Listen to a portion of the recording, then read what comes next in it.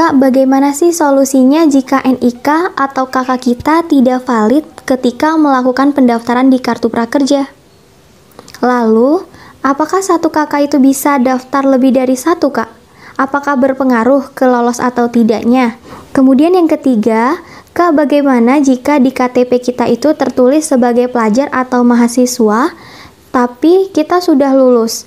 Apakah kita tetap bisa lolos di Kartu Prakerja ini? Assalamualaikum warahmatullahi wabarakatuh. Halo teman-teman, welcome back to my YouTube channel. Balik lagi di YouTube channel aku, Indah Yusni. Di video kali ini kita akan membahas pertanyaan dari teman-teman perihal solusi dari NIK atau KK yang tidak valid. Kemudian apakah bisa satu KK itu mendaftar lebih dari satu orang? Dan bagaimana jika di KTP kita itu tertulis sebagai pelajar atau mahasiswa, tapi sebenarnya sudah lolos. Tapi sebelum kita lanjut, please buat teman-teman yang belum subscribe, yuk subscribe dan aktifin notifikasi lonceng kalian ya. Karena setiap hari aku akan update terus informasi terbaru mengenai Kartu Prakerja dan bantuan pemerintah lainnya. Dan terima kasih juga buat teman-teman yang sudah subscribe dan selalu support YouTube channel ini. Semoga semua kebaikan teman-teman dibalas olehnya, amin. Dan jika teman-teman ingin mencari informasi perihal Kartu Prakerja, teman-teman bisa cek aja di YouTube aku di bagian playlist seputar Kartu Prakerja. Nah, karena aku sudah banyak sekali membahas Kartu Prakerja dari gelombang 1 hingga saat ini, berikut dengan solusi dari masalah yang teman-teman alami. Oke, langsung aja kita ke pembahasannya. Yang pertama, aku akan bahas dulu mengenai NIK atau KK teman-teman yang tidak valid ketika melakukan pendaftaran di Kartu Prakerja. Sebelumnya, aku sudah bertanya kepada CS Prakerja terkait hal ini, teman-teman, di mana dari CS Prakerja itu menginformasikan terkait penggunaan data KTP, pastikan bahwa NIK yang Anda masukkan adalah sudah benar, sesuai dengan visi KTP.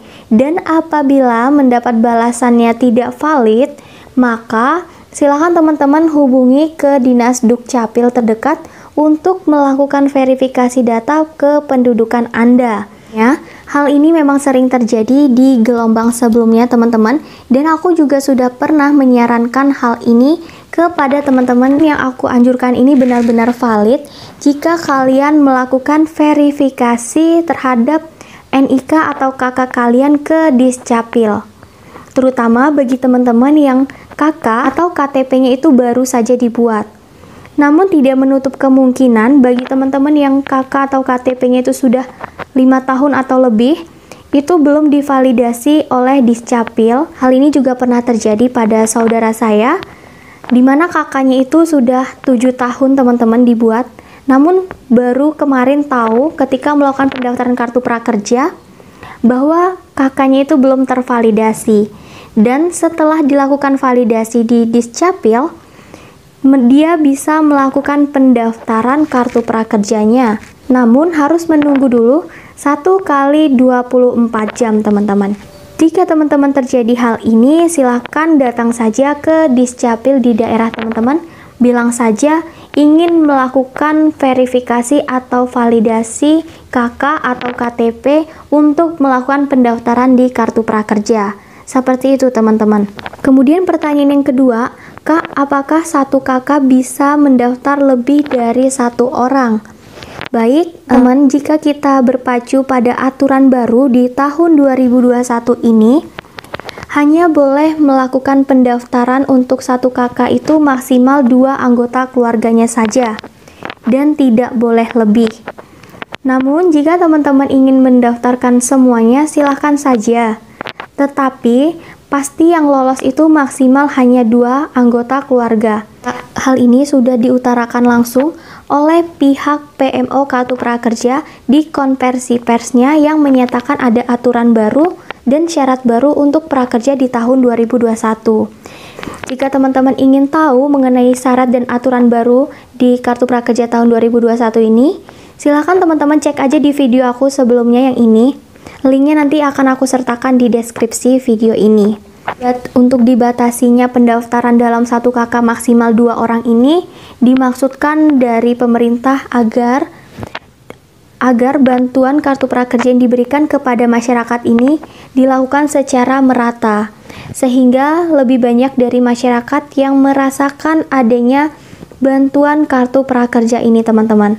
Dan selanjutnya, pertanyaan yang ketiga, Kak, bagaimana jika di KTP kita tertulis sebagai pelajar ataupun mahasiswa, tapi sebenarnya kita itu sudah lulus, lulus? Apakah berpengaruh terhadap lolos atau tidaknya di kartu prakerja ini? Oke, jika terjadi seperti ini, KTP-nya belum update, silakan teman-teman daftar saja menggunakan KTP tersebut, tidak masalah dan tidak berpengaruh ke lolos atau tidaknya. Karena dari pihak prakerja, karena dari sistem kartu prakerja ini bisa mendeteksi langsung apakah teman-teman itu sebenarnya sudah bukan pelajar lagi. Jadi nggak masalah teman-teman. Dulu saya juga pernah mendaftar di gelombang 1 KTP dan di KTP saya itu tertulis sebagai mahasiswa, tapi saya sudah lulus. Nah, itu tetap aja saya bisa lulus kartu prakerja di gelombang 1, teman-teman. Jadi nggak apa-apa, silahkan dicoba saja.